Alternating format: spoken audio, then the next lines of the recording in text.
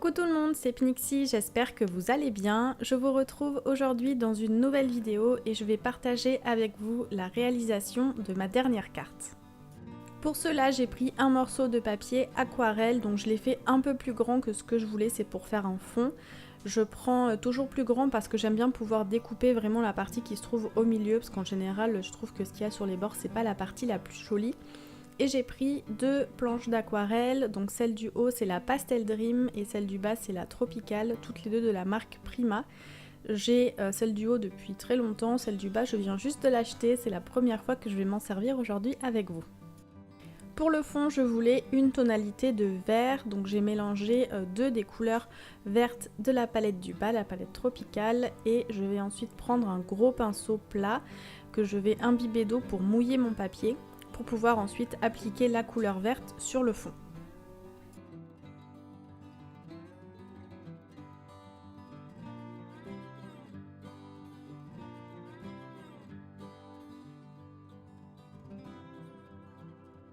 Je prends ensuite un pinceau plus petit et je vais venir déposer sur le fond des petites taches de peinture.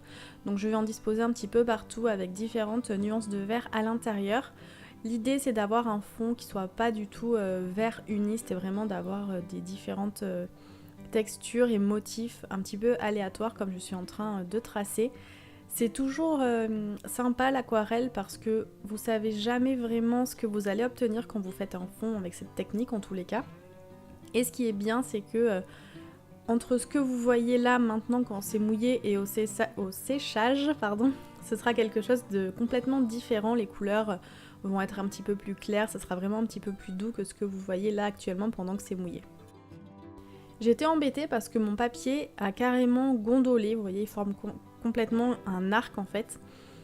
Pourtant c'est bien du papier aquarelle donc j'étais un peu embêtée sur le moment, mais finalement je l'ai laissé sécher ensuite et quand le papier était complètement sec il s'est remis de lui-même à plat, donc ça c'était parfait.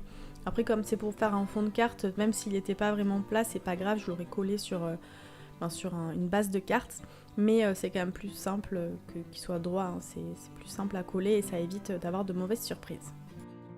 Le temps que ça sèche, j'ai repris du papier aquarelle encore plus fin que celui que j'avais précédemment et je suis venue perforer plein de petites fleurs avec cette perforatrice de chez Fiskars. Je l'adore, ça fait des années que je l'ai.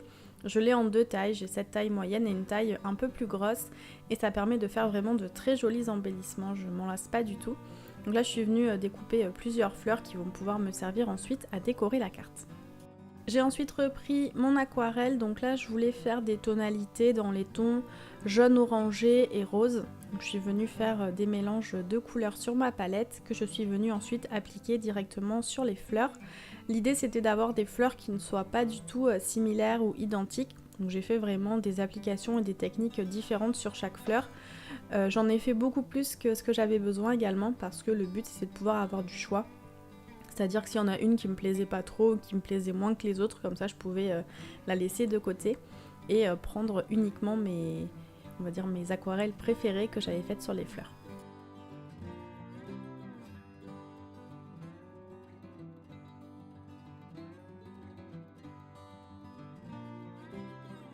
Donc là il y a pas mal de fleurs sur lesquelles j'ai fait des dégradés, alors même si ça y ressemble au niveau de la technique puisque j'applique différentes couleurs les unes après les autres, les rendus sont vraiment pas les mêmes. Il y en a une d'ailleurs qui est assez claire et finalement je suis venue repasser par dessus parce que j'avais peur qu'en séchant elle soit vraiment trop pâle et qu'elle ressorte pas assez. Sinon après pour les couleurs je suis vraiment restée dans ce que je vous avais dit dès le départ, hein, du rose, du jaune, du orange, pour avoir quand même quelque chose qui se marie bien, que les fleurs, il y ait une cohérence en fait entre toutes les fleurs pour pas que ça parte dans tous les sens.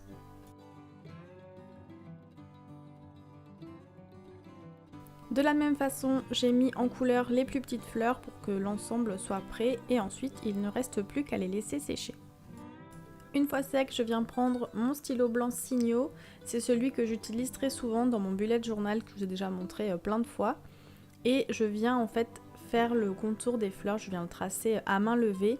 C'est pour donner un petit peu plus de détails à ces fleurs et qu'elles ne soient pas simplement juste coloriées avec de l'aquarelle, mais qu'il y ait vraiment un détail supplémentaire qui rajoute un petit peu de texture et de profondeur à cette fleur. J'ai fait les petites de la même manière et ensuite je suis venue perforer à nouveau des fleurs dans du papier calque cette fois-ci avec la perforatrice la plus grosse et également je suis venue habiller toutes ces fleurs en traçant le contour avec mon stylo blanc. On passe ensuite à la partie la plus fun où il faut assembler les fleurs entre elles. Donc l'idée c'est que je mette une grosse fleur en couleur à l'arrière. Par-dessus, je viens mettre une fleur que j'ai fait en papier calque et par-dessus, je rajoute une petite fleur. Donc là, c'est sympa parce que vous allez pouvoir combiner les différentes fleurs comme vous le souhaitez pour avoir le rendu qui vous plaît. Je trouve que c'est vraiment le côté le plus sympa et où on voit vraiment l'aboutissement de toutes les étapes qu'on a fait avant pour fabriquer ces petites fleurs. Pour la colle, j'utilise simplement de la colle blanche, celle-ci vient de chez Action tout simplement. Et je vais pouvoir superposer mes différentes fleurs, donc les différentes couches, les unes sur les autres. Je mets simplement un tout petit point de colle, ça colle très bien et ça ne bouge pas. On va ensuite rajouter un dernier détail, donc là je prends des pastilles autocollantes, c'est comme des enamel dots qui viennent du site 4 en scrap. J'ai acheté plusieurs planches comme ça, je les trouvais vraiment bien parce qu'il y a deux tailles et vous avez en fait une même couleur, donc là c'est le jaune, mais vous avez deux nuances différentes. Et du coup ça permet d'éviter d'acheter un lot où vous avez plein de couleurs mélangées. Il y a toujours des couleurs qu'on n'utilise pas ou qu'on utilise moins et qui traînent toujours, qui restent sur les paquets finalement qu'on a entamés. Donc là je trouvais que c'était vraiment parfait, comme ça le jaune c'est quelque chose que j'utilise souvent notamment quand je fais des fleurs comme ça.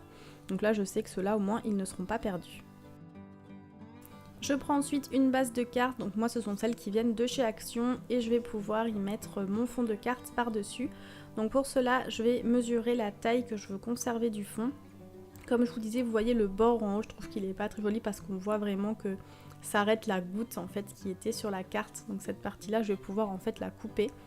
Donc je prends mon massicot, c'est le All-in-One de chez We Are Memory Keepers. Je suis pas sûre du nom mais c'est We Are Memory Keepers. De toute façon comme d'habitude je vous mets tous les liens de tous les produits que j'ai utilisés en barre d'infos si vous voulez les retrouver.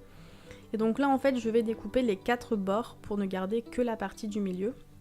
Ce qui est bien aussi en faisant un fond de carte un peu plus grand que la base de votre carte que vous recoupez ensuite, c'est que si vraiment il y a un bord qui est moins joli ou voilà que vous aimez moins, vous pouvez couper plus ou moins large dans ce bord là pour avoir que la partie qui vous intéresse. Une fois que les dimensions sont correctes, alors pour ma part j'aime bien laisser tout le temps un petit espace entre le fond de carte et le bord de la base pour avoir une petite marge blanche là en l'occurrence. Je trouve que c'est plus joli que de faire quelque chose qui fait la taille entière. Après c'est vous qui décidez selon vos goûts. Et donc pour coller je prends le petit roller de colle de chez Action pour ce genre de choses, il est vraiment parfait.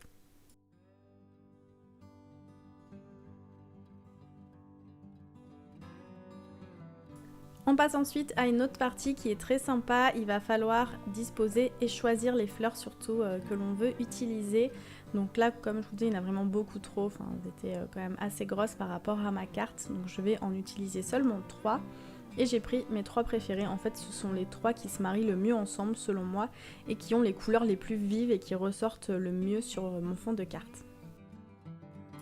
J'ai ensuite pris un alphabet donc qui vient de chez Action, c'est un effet un petit peu cartonné et je voulais écrire le mot surprise. Alors au départ j'ai juste posé les lettres sans appuyer dessus pour voir si j'arrivais à faire rentrer le mot en entier sur la carte et pour pouvoir bien positionner les lettres et qu'il y ait l'espacement suffisant et nécessaire entre chacune des lettres.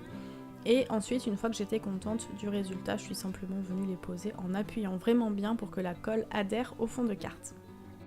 Je colle ensuite les petites fleurs, donc là je prends la colle blanche parce que le roller de colle pour des éléments comme ça assez volumineux et assez lourds, ça tient pas très bien dans le temps alors que la colle blanche je sais qu'avec ça il n'y a vraiment aucun souci.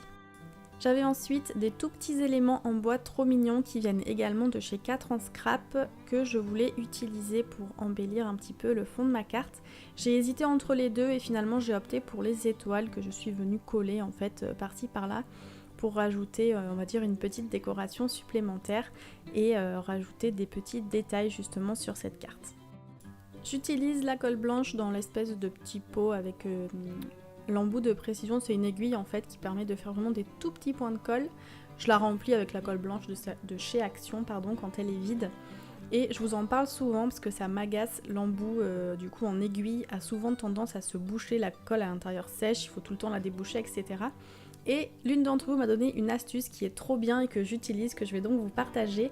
En fait, j'utilise une petite épingle de couture que vous voyez en haut à droite au-dessus du tube de colle blanche de chez Action. Et je le laisse en fait à l'intérieur, enfin je la laisse l'épingle à l'intérieur de l'aiguille, je rebouche et comme ça je sais qu'à l'intérieur il y a toujours la place de l'aiguille et quand je la retire, le trou n'est pas bouché. Du coup je suis un petit peu réconciliée avec ce contenant à colle puisque maintenant je peux l'utiliser facilement. Et voilà donc le résultat final, j'ai vraiment adoré faire cette carte, j'espère que le tutoriel vous aura plu. N'oubliez pas de vous abonner pour ne pas rater les prochaines vidéos. Sur ce, je vous laisse et je vous dis à très bientôt. Bye bye!